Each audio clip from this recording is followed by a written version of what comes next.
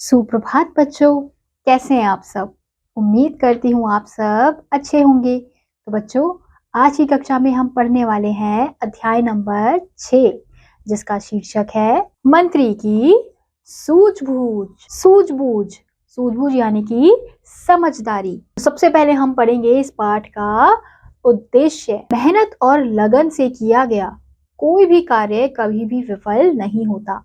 ईमानदारी से कार्य करते रहने से उच्च पद की प्राप्ति होती है। तो बच्चों, हमें बताया गया है कि अगर हम कोई भी कार्य मेहनत से करते हैं, मेहनत लगाकर करते हैं, तो वो कार्य कभी भी असफल नहीं होता। अगर हम कोई कार्य मेहनत से कर रहे हैं तो हमें अवश्य उसमें सफलता प्राप्त होती है। ईमानदारी और लगन वास्तव में सबसे अच्छी नीति है। ईमानदारी हमें जीवन में किसी भी बुरी परिस्थिति का सामना करने की शक्ति देती है। इसी पर आधारित एक कहानी पढ़िए। बच्चों, हमें बताया गया है कि ईमानदारी क्या होती है? कभी भी झूठ ना बोलना, हमेशा सच का साथ देना क्या होती है? ईमानदारी होती है। ईमानदारी और लगन वास्तव में सबसे अच्छी नीति होती है।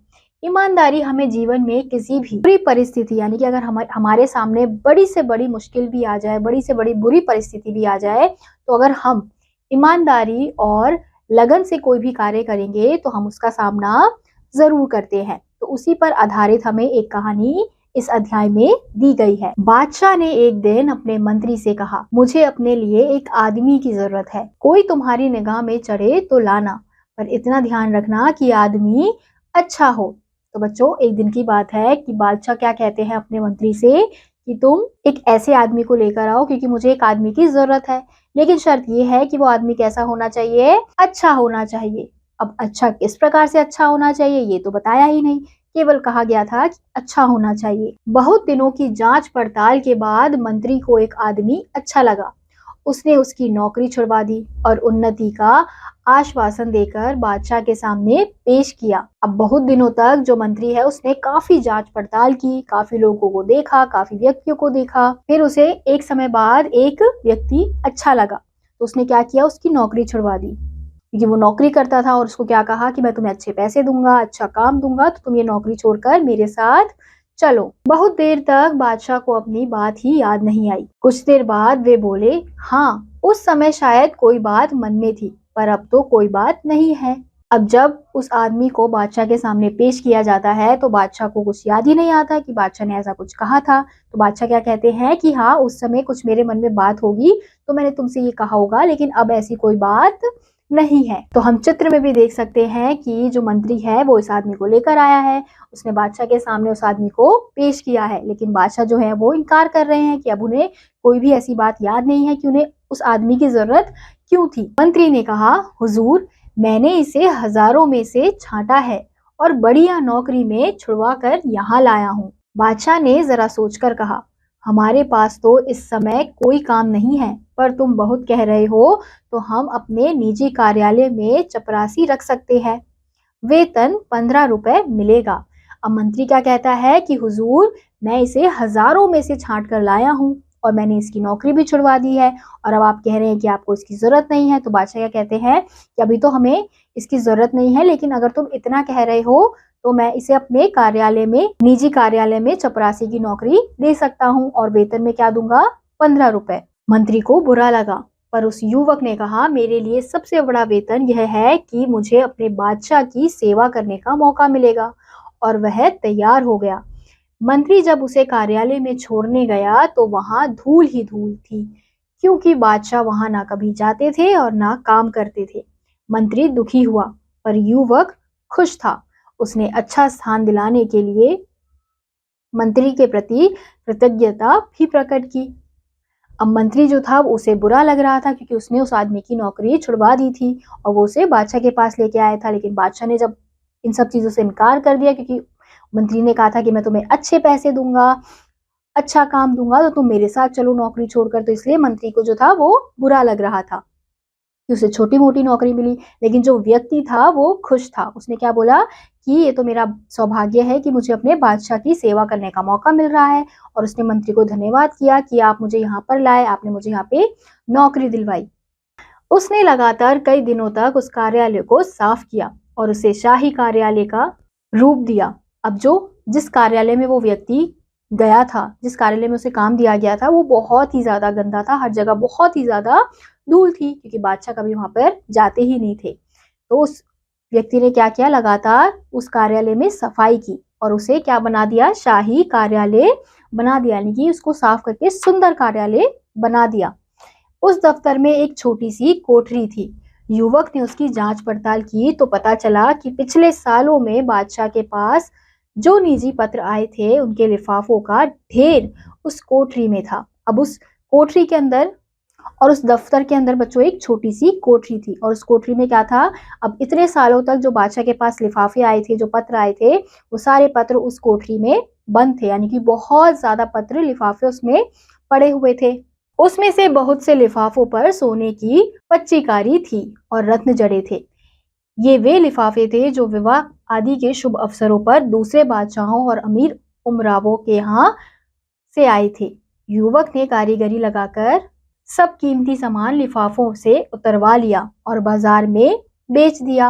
अब जो लिफाफे थे उसमें क्या था, उसमें सोने का काम, पचकारी यानी कि सोने का थोड़ा बहुत काम हो रखा था, और रत्न भी जड़े हुए थे, यानी कि वो बहुत ही कीमती थे। तो उसने क्या किया, वो जो सोने के काम जड़े हुए थे और रत्न थे, उनको कारीगरी से निकलवा लिया और वो लिफाफे कौन से थे, जो विवाह के समय पर भेजे जाते थे, दूसरे बादशाह के जरिए वो विवाह के समय भेजे जाते थे। तो उसमें इस प्रकार के कार्य, सुंदर सुंदर कार्य किए जाते थे। तो उसने क्या किया, उन सभी को निकालकर उसे बाजार में बेच दिया।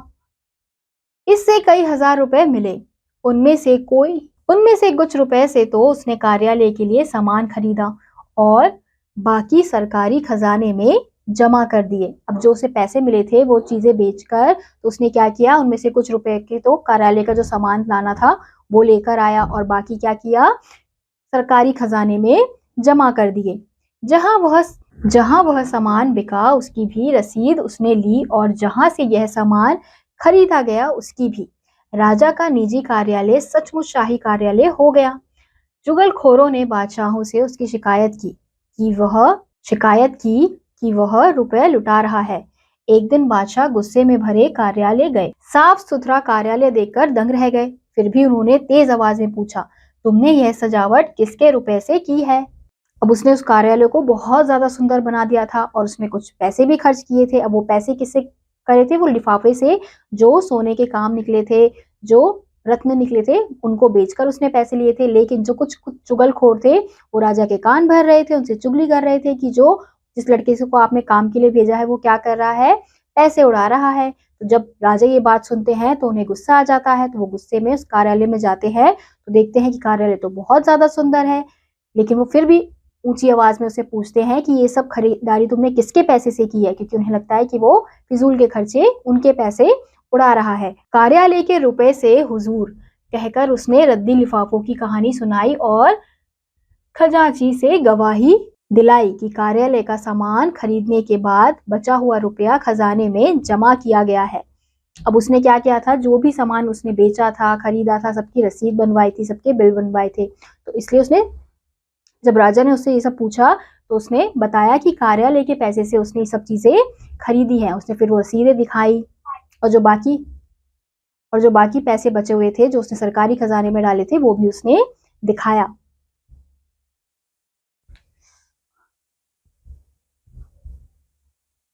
बादशाह रीझ गए और उस युवक को उन्होंने अपने राज्य का वित्त मंत्री बना दिया। दूसरे मंत्री इससे परेशान हुए, क्योंकि ना वह बेईमानी करता था ना करने देता था। जो भी मंत्री बादशाह के पास जाता, किसी ना किसी बहाने उस युवक की शिकायत करता, जिससे कि वह बादशाह की नजरों में गिर जाए। अब बादशाह को उसकी बातें सुनकर बहुत अच्छा लगा था, तो इसलिए उन्होंने क्या किया था, उसे वित्तीय मंत्री बना दिया था। अब दूसरे मंत्री उससे चिढ़ रहे थे, उन्हें जलन हो रही थी, क्योंकि वो कैसा था, वो बहुत ही ज्यादा ईमानदार व्यक्ति था। वो दूसरों को बेईमानी नहीं करने देता था और ना खुद करता था। तो इस बात से जो बाकी के मंत्री थे वो उससे बहुत ही ज्यादा चिढ़ते थे। तो जो बाकी के मंत्री थे वो राजा के पास जाके उसकी झूठ मूठ कुछ भी बातें शिकायत उसके पास लेके जाते थे। एक दिन रात में 2 बजे बादशाह ने अपने सेनापति को बुलाकर कहा, हमारे सब मंत्रियों को उनके घरों से उठाकर इस कमरे में ले आओ। लेकिन वे जिस हालत में हो उसी हालत में लाए जाएं। समझ लो हमारे हुक्म को। अगर कोई पलंग पर सो रहा हो तो पलंग सहित ज्यों त्यों लाया जाए, और कोई कालीन पर बैठा चौपड़ खेल रहा हो तो उसे कालीन समेत लाया जाए। फिर एक दिन रात के 2 बजे बादशाह सेनापति को क्या आदेश देते हैं कि हमारे सारे मंत्रियों को यहाँ पर लेके आओ, दरबार में लेके आओ। अब वो जिस भी हालत में है उसी हालत में उन्हें लेकर आना है। अब कोई पलंग में सो रहा है तो उसे पलंग समेत लेके आना है, कोई कालीन पर बैठा हुआ, कोई गेम खेल रहा है, कुछ खेल रहा है, तो उसे कालीन समेत यहाँ पर लेके आना है, और यही हमारा आदेश है। कोई 1 घंटे में सब बादशाह के बड़े कमरे में आ गए। 8 में से 7 मंत्री नशे में थे। उनमें से कुछ जुआ खेल रहे थे। वित्त मंत्री एक चौकी पर बैठे दिए की रोशनी में कोई कागज देख रहे थे। सब मंत्री बहुत लज्जित हुए। तब बादशाह ने वित्त मंत्री से पूछा, जनाब, रात के 2 बजे किस कागज में उलझे हुए थे? उसने उत्तर दिया, हुजूर, दूर के इलाके से इस साल का जो राज कर आया है उसमें पिछले साल से 1 पैसा कम है। तो बार बार देख रहा था कि जोड़ में भूल है या सचमुच पैसा कम है। अब जैसे ही बादशाह के सारे मंत्री उनके बड़े कमरे में आ गए तो कोई तो सो रहा था, कोई नशे में था, यानी कि कुछ ना कुछ कोई कर रहा था। लेकिन जो वित्त मंत्री था वो क्या कर रहा था? वो दिए के आगे कागज में कुछ हिसाब कर रहा था। तो मंत्री ने उससे पूछा कि इतनी रात को तुम दिए के सामने कागज में क्या कर रहे हो? तो उसने बताया कि कहीं से आपको कुछ इस साल जो राजकर आया है उसमें 1 पैसा कम है। तो मैं ये देख रहा हूँ बार बार कि मेरे हिसाब में गड़बड़ है या फिर सचमुच में 1 पैसा कम है। बादशाह ने अपनी जेब से 1 पैसा निकालकर कहा, लो, अब हिसाब ठीक कर दो और जाओ आराम करो। वित्तीय मंत्री ने नम्रता के साथ पैसा वापस करते हुए कहा, हुजूर, पैसा तो मैं भी डाल सकता था, पर यदि पैसा कम है और इसके लिए पूछताछ ना हुई तो इससे अफसरों में ढील और बेईमानी पैदा होगी। तो बादशाह ने क्या किया कि एक जेब से 1 पैसा निकालकर उसको दे दिया कि लो, अब ये पैसा इसमें डाल दो तो हिसाब बराबर हो जाएगा। तो वित्त मंत्री ने क्या कहा कि पैसा तो मैं भी डाल सकता था, लेकिन मैंने ऐसा नहीं किया, क्योंकि अगर हमने अभी ढील छोड़ दी, लोगों से बातचीत नहीं की, पूछताछ नहीं की, तो वो और बेईमानी बढ़ती जाएगी, यानी कि वो और बेईमानी करते रहेंगे। बादशाह बहुत खुश हुए और उन्होंने इस युवक को अपना प्रधानमंत्री बना दिया। तो देखा बच्चों, किस प्रकार से जो वित्तीय मंत्री यानी कि जो एक मामूली सा काम करने वाला व्यक्ति था उसे बादशाह के यहाँ पे लाया गया। तो उसने अपनी ईमानदारी से अपने कार्यालय को सजाया, बादशाह को खुश किया। उसकी ईमानदारी देखकर बादशाह ने उसे वित्तीय मंत्री बना दिया। और फिर जब देखा उन्होंने कि ये तो एक एक पैसे का हिसाब रख रहा है, एक एक पैसे के लिए बहुत ही ज्यादा ईमानदार है, तो ये देखकर उन्होंने उसे अपना मुख्यमंत्री बना दिया। ये देखकर उन्होंने उसे प्रधानमंत्री घोषित कर दिया। तो इसलिए कहा जाता है कि आप ईमानदारी से काम कीजिए। अगर आप ईमानदारी से काम करेंगे तो सफलता आपको अपने आप ही मिल जाएगी। तो इसी के साथ बच्चों, आज का यह अध्याय यहीं समाप्त होता है। उम्मीद करती हूँ आपको यह अध्याय समझ आया होगा। मैं आपसे मिलूंगी अगली कक्षा में। तब तक के लिए आप सभी बच्चे पढ़ते रहिए और खुश रहिए। बाय।